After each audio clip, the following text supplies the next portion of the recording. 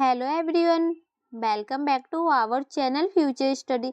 तो गाइस, इस वीडियो में बीए प्रोग्राम के स्टूडेंट सेमेस्टर 4 के जो आपका डिसिप्लिन सब्जेक्ट है पॉलिटिकल साइंस अंतर्राष्ट्रीय संबंधों का परिचय, इसके इम्पोर्टेंट क्वेश्चन विद आंसर आपको इस वीडियो में कराने जा रहे हैं। और ये वीडियो मोस्ट इंपॉर्टेंट है due as well NCB college student के लिए जो कि आपके सेमेस्टर 4 के स्टूडेंट है। अभी तक आपने हमारे टेलीग्राम व्हाट्सएप ग्रुप ज्वाइन नहीं किया तो कर लीजिएगा, लिंक आपको डिस्क्रिप्शन बॉक्स में मिल जाएगा। और ये 90% चांस है कि जो आपके क्वेश्चन पेपर में देखने को जरूर मिलेंगे, मोस्ट इंपोर्टेंट क्वेश्चन है। तो चलिए देखते हैं इस वीडियो में हम किस क्वेश्चन का आंसर बताने जा रहे हैं आपको। और ये क्लासेस हमारी सेकंड है, इससे पहले की बाकी की क्लासेस नहीं देखी तो देख लीजिएगा, लिंक आपको डिस्क्रिप्शन बॉक्स में मिल जाएगा। तो देखते हैं। तो ये देख सकते हैं क्वेश्चन आपके सामने, शीत युद्ध और उसके परिणाम। तो आपको क्वेश्चन क्या है कि जो शीत युद्ध से पहले तो आप क्या समझते हो, सेकंड बनेगा कि जो शीत युद्ध के क्या क्या परिणाम हुए वो आपको बताना है। ठीक है, क्वेश्चन पता चल गया, चलिए आंसर देखते हैं। तो यहाँ से आपका पहले तो शीत युद्ध के बारे में आप समझिए कि जो शीत युद्ध क्या था। जो ये युद्ध हुआ था सोवियत संघ और अमेरिका के बीच में ये लड़ाई हुई थी, जिसमें ना लोगों के जो दिमाग होते हैं ना उसके जरिए ये लड़ाई लड़ी जाती थी। ये इसमें किसी की हत्या नहीं की जाती थी, कोई भी युद्ध नहीं होता था। बस इसमें ना जो बातों बातों से लड़ाई की जाती थी, अपने एक देश दूसरे देश को नीचा दिखाने की कोशिश करते थे। ठीक है, तो इसे शीत युद्ध कहा जाता है।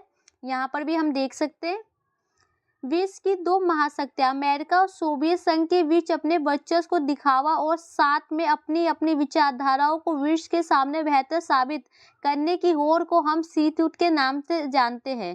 तो आपको समझ में आया, जो अमेरिका सोवियत संघ है वो दोनों अपनी अपनी ताकत को देश के सामने दिखाना चाहते थे, बढ़ा चढ़ा के उसी को शीत युद्ध के नाम से जानते हैं। और इन दोनों के बीच जो भी लड़ाई चल रही थी बातों से।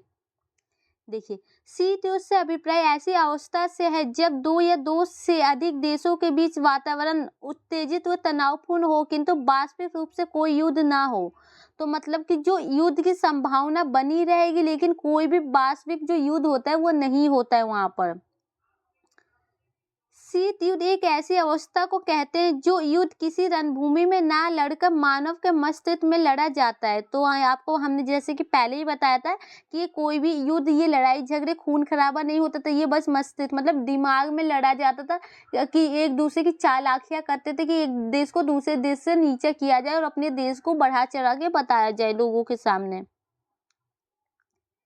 एक ऐसा युद्ध जो मानव के विवेक और बुद्धि से वैचारिक मतभेदों को हराया जिताया जाता हो। अमेरिका और सोवियत संघ के बीच शीत युद्ध को लड़ा गया और ये अमेरिका और सोवियत संघ के बीच में इस लड़ाई को लड़ा गया था शीत युद्ध को। और ये वैचारिक जो मतभेद होते हैं उनको एक दूसरे से नीचा दिखाने की कोशिश की जा रही थी। और यहाँ को कोई भी वास्तविक जो युद्ध होता है वो नहीं हुआ था, किसी का खून खराबा नहीं हुआ था। बस इसे समाचार के जरिए, मीडिया के, सोशल मीडिया के जरिए, जो दिमाग के जरिए ये सब लड़ाई लड़ी जा रही थी, एक देश को दूसरे देश के अकॉर्डिंग नीचा दिखाने की और अपने देश को ऊपर उठाने की कोशिश की जा रही थी। तो इसी को हम शीत युद्ध के नाम से जानते हैं। अब आपका मेन क्वेश्चन बनता है कि जो शीत युद्ध के परिणाम क्या है। तो देखिए यहाँ परिणाम अच्छे पॉइंट लिखे। शीत युद्ध की शुरुआत दूसरे विश्व युद्ध की समाप्ति से मानी जाती है। काफी दशकों तक चलने वाले शीत युद्ध की समाप्ति 1991 में हुई, जिसके निम्नलिखित परिणाम हुए। तो जो ये दूसरा विश्व युद्ध था उसके बाद से जो शुरू हुआ था और जो आपका ये 1991 तक शीत युद्ध चला था, इनके बीच में जो भी घटनाएं हुई है उसके बाद जो इसकी समाप्ति हो चुकी है, तो उसके जो परिणाम क्या क्या निकले यहाँ पर हम बताने जा रहे हैं। तो एक चीज यहाँ पर और याद रखिएगा, आपसे परिणाम पूछे या ये पूछे कि जो शीत युद्ध की समाप्ति के कारण क्या है, तो यही पॉइंट लिखने। समाप्ति का मतलब आपको आगे कि जो समाप्त हो गया उसके बाद उसके कारण क्या क्या थे, तो यही पॉइंट लिखने, या परिणाम पूछे तो यही लिखने। क्वेश्चन दो टाइप से पूछा जा सकता है पेपर में। तो फर्स्ट पॉइंट आपका बनता है इसके परिणाम गुट निरपेक्ष आंदोलन का विकास। तो इनका विकास हुआ कैसे, तो देखिए शीत युद्ध का परिणाम गुट निरपेक्षता आंदोलन का विकास था। इसको समाप्त करने में गुट निरपेक्षता आंदोलन ने बड़ी भूमिका निभाई। तो जो शीत युद्ध को खत्म करने में ना इस आंदोलन ने बहुत ज्यादा महत्वपूर्ण भूमिका निभाई थी। इन राष्ट्रों की संख्या लगातार बढ़ती गई। निःशस्त्रीकरण, आपसी मनमुटाव को कम करने तथा कोरिया युद्ध विराम जैसे मुद्दों पर इन आंदोलन ने महत्वपूर्ण भूमिका निभाई। तो जो ये आपका गुटनिरपेक्ष आंदोलन है, इसने आपको जो शीत युद्ध को खत्म करने में महत्वपूर्ण भूमिका निभाई थी, जिससे कि नए नए जो आपको यहाँ लड़ाई झगड़े होते, आपसी वाद विवाद होते, मनमुटाव होते, इनको उन्होंने कम किया, इनको सुलझाया और इन सब पर अपना ध्यान केंद्रित किया। और जो कोरिया युद्ध है इसे भी इन्होंने खत्म किया था। ठीक है,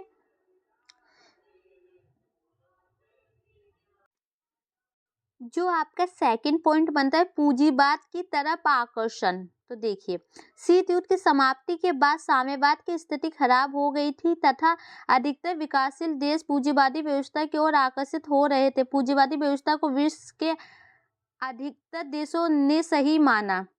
तो जो देखिए, शीत युद्ध की समाप्ति का कारण क्या था कि सोवियत संघ का विघटन हो गया। अब जब सोवियत संघ का विघटन हो गया तो साम्यवादी की व्यवस्था खत्म हो जा रही है, तो उसके बाद बच गई कौन? पूंजीवादी व्यवस्था। तो सभी लोग जो पूंजीवादी की ओर आकर्षित हुए जा रहे थे, और इसे जो ज्यादातर जो विश्व के देश होते हैं ना, इसे सही बताया कि पूंजीवादी व्यवस्था अच्छी व्यवस्था है। ठीक है, तो ये कारण था आपका, परिणाम निकला।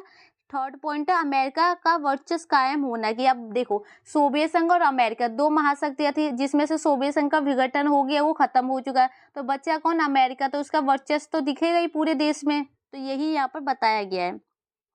शीत युद्ध की समाप्ति के बाद विश्व में अमेरिका का एक राजा हो गया। सोवियत संघ के विघटन के बाद संसार में अमेरिका का वर्चस्व कायम हुआ। 1991 में शीत युद्ध के साथ ही अमेरिका का वर्चस्व विश्व पर कायम हो गया था।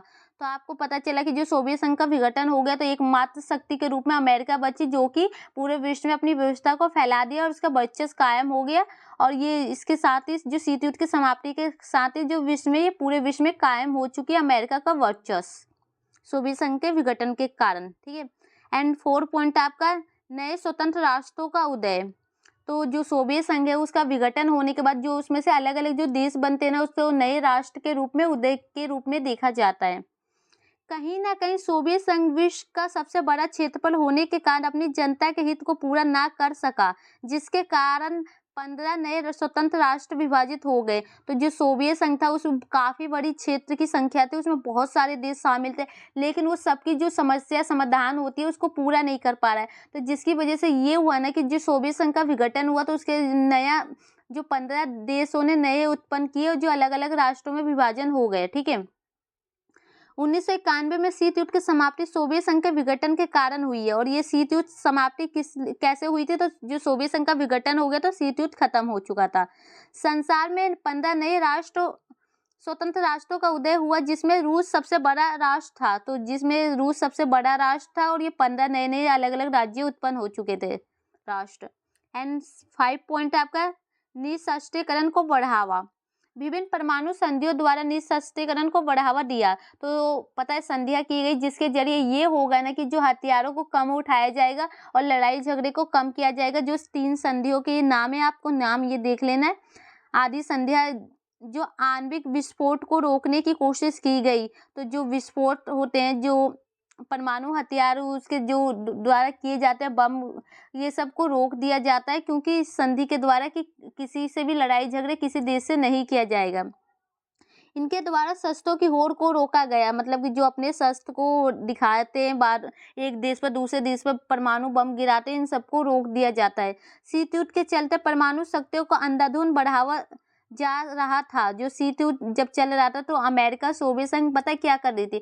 दोनों एक दूसरे के खिलाफ ना साजिश कर रही थी, जिसके जरिए वो हथियारों का ज्यादा से ज्यादा निर्माण करने की कोशिश कर रही थी, कि जिससे कि हम उस देश से हम हार नहीं सके जब हमारे बीच में युद्ध लड़ाई चलने लगे। तो ऐसे में अमेरिका और सोवियत संघ अपनी शक्तियों को विश्व के सामने दिखाने के लिए परमाणु हथियार बड़ी तादाद में बनाने लगे, तथा पृथ्वी को ज्यादा नुकसान ना हो, इसलिए कुछ संधियों द्वारा देशों को रोकने का प्रयास किया गया।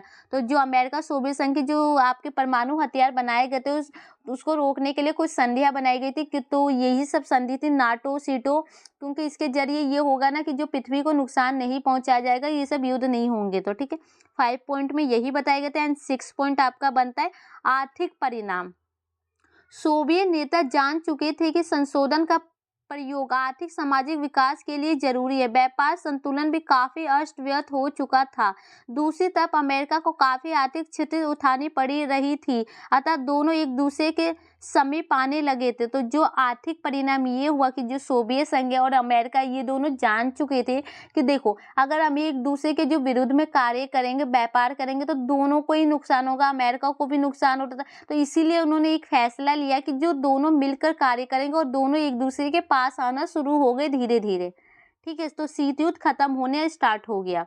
अब आपको निष्कर्ष में क्या लिखना है, यहाँ पर 6 पॉइंट है और अच्छे एकदम पॉइंट हमने बताए। आपको वीडियो को 1 से 2 बार देख के अच्छे से पॉइंट को याद करना है। तो निष्कर्ष में देखिए, अगर हम शीत युद्ध के परिणामों के निष्कर्ष की बात करें तो पता चलेगा कि इतने लंबे समय तक चले शीत युद्ध 1991 में सोवियत संघ के विघटन के बाद से विश्व में शीत युद्ध की समाप्ति मानी जाती है। तो जो 1991 में सोवियत संघ का विघटन हो गया तो उसके बाद शीत युद्ध खत्म हो जाता है पूरी तरह से।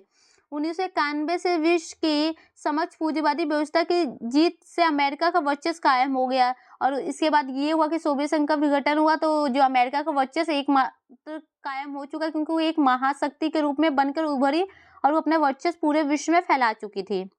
वर्तमान समय में भी अमेरिका ने विश्व के सामने अपना वर्चस्व को बनाए रखा है।